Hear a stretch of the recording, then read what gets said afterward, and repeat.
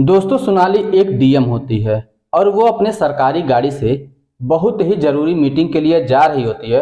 तो रास्ते में ही उसके गाड़ी का टायर पंचर हो जाता है। ड्राइवर गाड़ी से उतरता है, बोलता है, मैडम गाड़ी का टायर पंचर हो गया। आसपास में कोई पंचर बनाने वाला भी नहीं है। जब तक गाड़ी ठीक नहीं हो जाती तब तक हम लोगों को यहीं पे रुकना पड़ेगा। सोनाली बोलती है, जो भी करो जल्दी करो। अगर यहाँ पे कोई पंचर बनाने वाला नहीं है तो तुम जल्दी से पहिया निकालो और इस पहिया को ले जाकर बनवा कर लेकर आओ। ये सुनकर ड्राइवर गाड़ी की डिग्गी खोलता है वहां से स्टेपनी निकालने के लिए, लेकिन गाड़ी की डिग्गी में स्टेपनी होता ही नहीं है। बोलता है, मैडम गाड़ी की डिग्गी में स्टेपनी ही नहीं है। सोनाली हैरान हो जाती है और कहती है, अब मैं क्या करूं, मुझे कुछ समझ में नहीं आ रहा है। मीटिंग के लिए जाना बहुत ज़रूरी है और बहुत ही इम्पोर्टेंट मीटिंग है। तब ड्राइवर बोलता है, मैडम मैं एक पंचर वाले को जानता हूं जो हर जगह जाकर किसी की भी गाड़ी पंचर हो तो वो पंचर बना देता है। सोनाली बोलती है, कैसे? ड्राइवर बोलता है, उसने पंचर का सारा सामान अपनी बाइक पे ही फिट किया है। कोई भी उसको फोन करता है तो वहीं पे जाके वो गाड़ी को ठीक कर देता है। सोनाली बोलती है, तो फिर जल्दी करो और उसे बुलाओ, मुझे जल्दी से जल्दी मीटिंग के लिए निकलना है। ड्राइवर उस पंचर वाले को फोन करता है। वो पंचर वाला 10 मिनट के बाद वहां पे आ जाता है और पंचर बनाने लगता है। जब उसको स्टेपनी की जरूरत होती है तो वो गाड़ी की डिग्गी खोलता है। तो वो सोनाली को देखता है और हैरान हो जाता है, लेकिन कोई रिएक्शन नहीं देता, अपना काम फिर से करने लगता है। जब पंचर ठीक हो जाता है तो ड्राइवर बोलता है, कितने पैसे हुए? तो पंचर वाला बोलता है, भाई क्या पैसे देंगे, आप अपनी मैडम से बोल दीजिएगा कि अगर मुझे भी कभी ज़रूरत पड़े तो मेरी सहायता कर देंगी। ये बात जब सोनाली सुनती है तो वो साइड वाले शीशे में देखती है। जब साइड वाले शीशे से देखती है उस पंचर वाले का चेहरा, तो उसकी आंखों से आंसू आ जाते हैं और वो अपने बैग से एक लेटर निकाल कर ड्राइवर को देती है और उस पर अपना फ़ोन नंबर लिख देती है। बोलती है कि उस आदमी को दे दो और बोल देना कि अगर कुछ ज़रूरत हो तो इस पर हमारा नंबर है, ये मुझे कांटेक्ट कर लेगा। दोस्तों, वो पंचर वाला कौन था और ये सोनाली का क्या रिश्ता था? आखिर पंचर वाले को देखकर डीएम साहिबा की आंखों में आंसू क्यों आ गए? आइए जानते हैं पूरी कहानी को। लेकिन वीडियो में आगे बढ़ने से पहले बस वही छोटी सी रिक्वेस्ट, वीडियो को लाइक नहीं किए हैं तो वीडियो को लाइक कर दीजिए, चैनल को सब्सक्राइब नहीं किए तो सब्सक्राइब कर दीजिए, जिससे हमारा हौसला बढ़ता रहे। दोस्तों, गढ़वाल के उत्तर काशी में एक छोटा सा गांव होता है। वहां पे एक लड़का होता है जिसका नाम गौरव होता है। उसके परिवार में केवल 4 ही लोग थे। एक बहन थी, एक भाई था, एक माता पिता थे। केवल 4 ही परिवार थे और सभी लोग बहुत हंसी खुशी से रह रहे थे, हंसी खुशी से जिंदगी बीत रहे थे। उनके वहां एक शादी का कार्ड आता है। एक लोगों के वहां शादी होती है जो कि वो उनके रिश्तेदार थे। उस शादी में घर के सभी सदस्य जाने वाले थे। शादी का दिन नजदीक आ जाता है। सभी लोग सुबह से लेकर शाम तक तैयारी करते हैं और शाम को फिर घर से निकल जाते हैं, क्योंकि शादी शाम को थी तो शादी अटेंड करना जरूरी था। गौरव, उसकी बहन, उसके माता पिता, चारों लोग वहां से निकल जाते हैं शादी अटेंड करने के लिए। जिस घर पे शादी थी वहां ये लोग पहुंचते हैं। वहां खुशियों का माहौल था। लोग एक दूसरे से हंस हंस के बातें कर रहे थे, हंसी मजाक कर रहे थे। तो ये लोग भी वहां पे पहुंचते हैं। लेकिन गौरव एक लड़की को देखता है तो बस उसको देखता ही रह जाता है, मानो उसके दिल में पहला पहला प्यार जग गया हो। अगर वो लड़की कहीं पे भी ओझल हो जाया करती थी आंखों से तो फिर उसको ढूंढता रहता था। कुछ देर के बाद वो लड़की भी समझ जाती है कि ये लड़का मुझे ही देख रहा है। दोस्तों, वो लड़की का नाम सोनाली होता है। जब सोनाली भी समझ जाती है कि ये लड़का मुझे ही देख रहा है तो उसके भी दिल में कुछ न कुछ होने लगता है। कुछ देर के बाद गौरव जाकर अपना प्लेट लेकर खाने के लिए एक टेबल पर बैठ जाता है और वहीं पे सोनाली भी अपना प्लेट लेकर उस टेबल पर चली जाती है। फिर दोस्तों, यहाँ से इन दोनों की कहानी शुरू होती है। ये दोनों फिर बातें करना शुरू करते हैं, एक दूसरे के घर परिवार के बारे में जानते हैं, एक दूसरे के पढ़ाई लिखाई के बारे में जानते हैं, एक दूसरे का शौक जानते हैं। इसी बीच में ये दोनों लोग अपना अपना नंबर एक दूसरे को दे देते हैं और तब तक खाना भी खत्म हो चुका होता है। कहीं ना कहीं इन दोनों के दिल में पहला पहला प्यार जग चुका था, लेकिन एक दूसरे से ये कह नहीं पा रहे थे। उसके बाद कुछ और बातें होती हैं जिससे ये पता चलता है कि सोनाली बहुत ही अमीर घराने से है। चूंकि इन दोनों के दिल में सच्चा प्यार था इसलिए इससे कोई भी फर्क नहीं पड़ता। इसलिए इन दोनों को कोई भी फर्क नहीं पड़ता और शादी खत्म हो जाती है। ये दोनों अपने अपने घर चले जाते हैं। उसके बाद फोन पे बातें होने लगती हैं।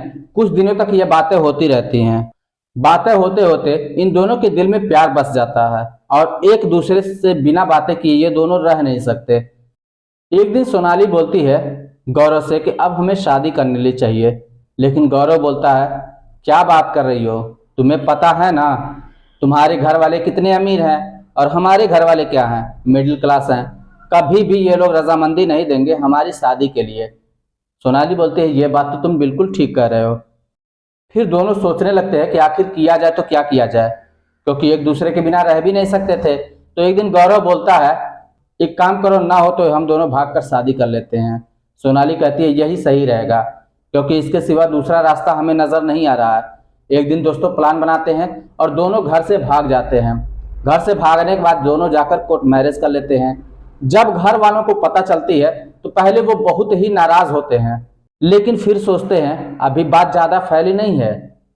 दोनों घर वाले आपस में बैठकर बातें करते हैं और कहते हैं क्यों ना हम इन दोनों की रजामंदी से शादी कर दें। इससे जो है हमारा मान सम्मान भी बच जाएगा और लड़की के लिए एक रिश्ता भी हो जाएगा। ये बात समझ बूझकर सोनाली और गौरव को बुलाया जाता है। सोनाली और गौरव को बुलाया जाता है। सोनाली और गौरव दोनों घर आते हैं। अब दोनों परिवारों की रजामंदी से इन दोनों की शादी हो जाती है। जो शादी पहले लव मैरिज थी अब वो अरेंज मैरिज हो जाती है। इस तरीके से सोनाली विदा होकर अपने ससुराल जाती है। ससुराल जाने के बाद घर गृहस्थी संभालना शुरू कर देती है। लेकिन कुछ दिनों के बाद सोनाली अपने पति यानी गौरव से बोलती है कि मैं चाहती हूं मैं पढ़ लिख कर कोई बड़ा सा पोस्ट हासिल करना। तो गौरव बोलता है अगर तुम ज्यादा पढ़ाई पे ध्यान दोगी तो घर की गृहस्थी कैसे संभालोगी। सोनाली मुस्कुराते हुए बोलती है वो सब चीज तुम उस पर छोड़ दो, मैं मैनेज कर लूंगी। इस बात पर गौरव भी हामी भर देता है और वहीं घर पर रहकर सोनाली पढ़ाई करना शुरू कर देती है। घर वाले भी हस्तक्षेप नहीं करते, क्योंकि घर वालों को भी कोई एतराज नहीं होता है। घर वाले हमेशा प्रोत्साहित करते रहते हैं कि बेटी तुम पढ़ लिख कर अपनी मंजिल को जरूर पाओ। धीरे धीरे समय बीतता जाता है, लेकिन समय बीतने के साथ साथ सोनाली को लगने लगा था कि गौरव में बहुत सारी कमियां हैं और उसके घर वालों में भी बहुत सारी कमियां हैं।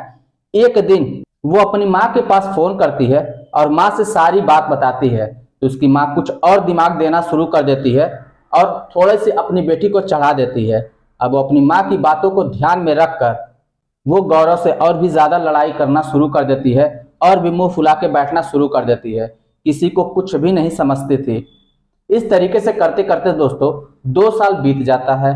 2 साल के बाद एक दिन एक छोटी सी लड़ाई को लेकर बात इतना बड़ा हो जाता है कि सोनाली सामान को पैक करती है और अपने मायके के लिए रवाना हो जाती है। मायके पहुंचने के बाद फिर वो जाकर तलाक के लिए कोर्ट में अर्जी दे देती है।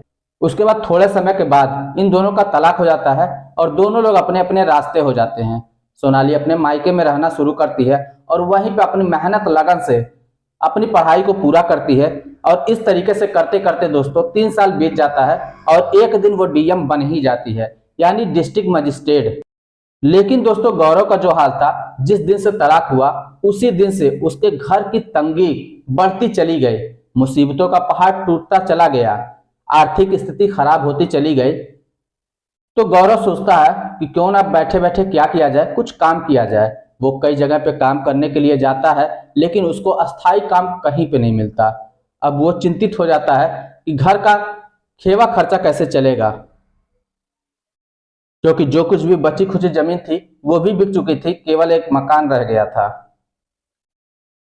तो गौरव एक दिन अपने बहुत ही पुराने मित्र से जाके मिलता है और बोलता है यार मैं बहुत परेशान हूँ, मुझे कहीं पे काम नहीं मिल रहा है, क्या करूं, घर की स्थिति कैसे संभलेगी, लगता है खाने पीने के भी लाले पड़ जाएंगे। तो उसका दोस्त उसे सलाह देता है कि क्यों ना तू पंचर की दुकान खोल ले रहा, पंचर में अच्छे खासे पैसे भी हैं, कम लागत में हो जाएगा।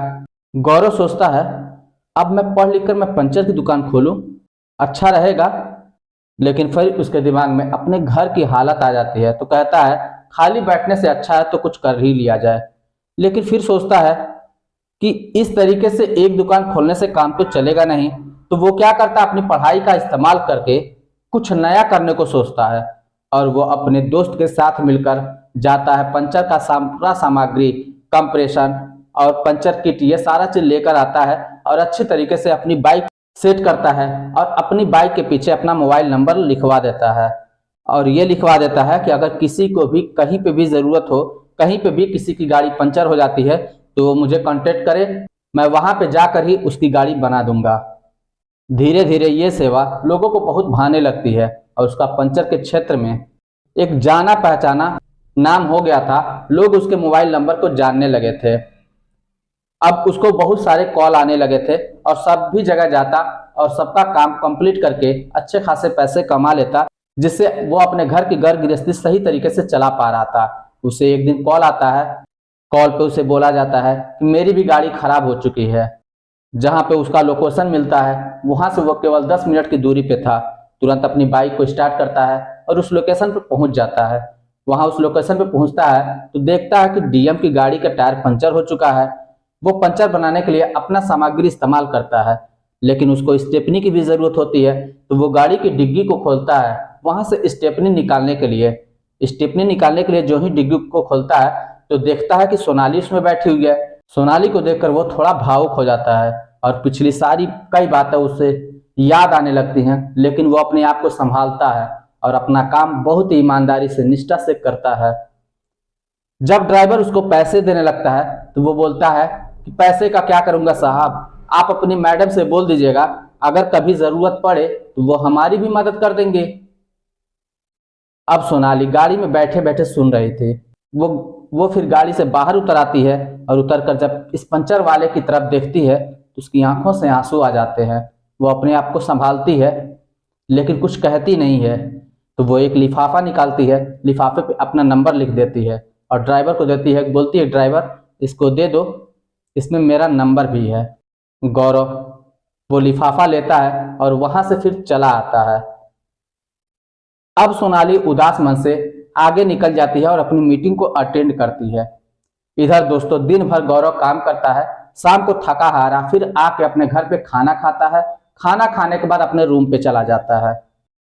अपने रूम पे जाने के बाद सोचता है कि लिफाफे को खोल के देखूं तो आखिर उसमें है क्या। लिफाफे को खोलता है तो देखता है उसमें 5,000 रुपए हैं। लिफाफे के ऊपर नंबर लिखा हुआ था। दोस्तों कुछ टाइम बीत जाता है तो सोचता है कि क्यों ना मैं सोनाली को फोन करूं। वो सोनाली को फोन करता है। सोनाली फोन उठाती है। पहले दोनों एक दूसरे का हाल चाल पूछते हैं। फिर सोनाली कहती है आखिर ये बताओ तुम्हें ये काम करने की क्यों जरूरत पड़ी। तो गौरव बोलता है अगर ये सब तुम्हें जानना है तो तुम्हें इसके लिए मुझसे मिलना पड़ेगा। सोनाली बोलती है ठीक है मैं मिल लूंगी, लेकिन ये बताओ कहाँ मुझे मिलना होगा। तो गौरव बोलता है मेरे घर पे ही आ जाओ, तुम्हें कौन रोकेगा। सोनाली बोलती है नहीं नहीं, अब तुम जानते हो कि मैं डीएम बन चुकी हूँ। अगर मैं तुम्हारे घर इसी तरीके से चली गई तो लोग तरह तरह की बातें बनाने लगेंगे। मैं तुमको जगह बताऊंगी, वहां पे तुम आना, मैं मिल लूंगी तुमसे। इस तरीके से दोस्तों ढेर सारी बातें होती हैं। करीब 2 से 3 घंटे तक बातें होती हैं। उसके बाद दोनों सो जाते हैं। जब सुबह होती है तो सोनाली खुद गौरव को फोन करती है और बोलती है तुम मुझसे मिलने के लिए कह रहे थे ना, तो ऐसा करो कि तुम मेरे घर पे ही आ जाओ। मैं अपना मुंह कपड़े से बांध लूंगी ताकि किसी को पता ना चले, और तुम बाइक लेके आना, मैं उसी गाड़ी पे बैठ जाऊंगी। उसके बाद जहां तुम कहना मैं वहां चली जाऊंगी। गौरव बोलता है ठीक है। वो बाइक लेकर सोनाली के घर निकल जाता है।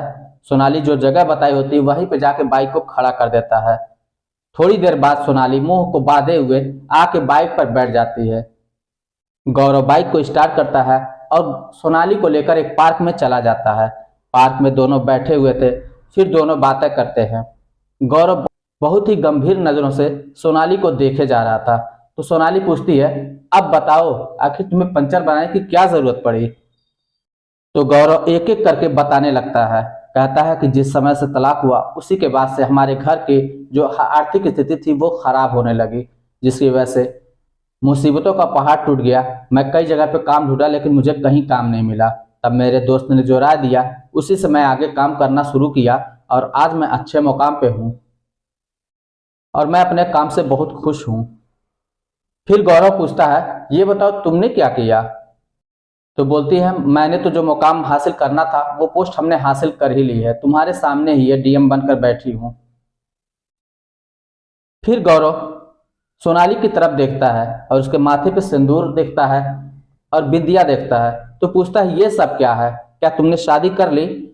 तो सोनाली हल्का मुस्कुराते हुए बोलती है नहीं, अभी मैंने कोई शादी नहीं की है, और ये सिंदूर और ये बिंदी ये तुम्हारे ही नाम का है। इस बात को सुनकर गौरव की आंखें भर आती हैं, लेकिन फिर गौरव बोलता है खैर अब इस सब का क्या मतलब है, हमारे रास्ते अलग हैं, तुम्हारे रास्ते अलग हैं, अब हम दोनों का मेल संभव ही नहीं है, तो इससे बेहतर है कि सिंदूर को और बिंदी को ये सब हटा दो। इस बात पर सोनाली थोड़ा सा चौंक जाती है और पूछती है क्या तुमने शादी कर ली? गौरव हल्का मुस्कुराते हुए बोलता है नहीं, अभी मैंने भी शादी नहीं की है और मैंने कभी शादी करने के लिए सोचा भी नहीं। मेरे घर वालों ने कहा कि बेटा जिंदगी बहुत लंबी है, तू शादी कर ले, लेकिन मेरा दिल ही गवारा नहीं किया कि तुम्हारे सिवा मैं किसी और को चाहूं, और वैसे भी शादी एक बार होती है, बार बार नहीं होती है। इस बात को सुनकर सोनाली के चेहरे पे मुस्कुराहट आ जाती है और मन ही मन सोचने लगती है कि हमने क्या ऐसा गलत किया, और अपने आप अंदर को वो बहुत ही गिल्टी महसूस करती है। कुछ देर रहने के बाद फिर सोनाली बोलती है गौरव से एक काम करो, यहाँ पास ही में मंदिर है, वहां पे चलो, मुझे कुछ काम है। गौरव कुछ समझ नहीं पाता कि आखिर क्या मामला है, लेकिन फिर भी वो सोनाली की बातें मान लेता है और उस मंदिर पे चला जाता है।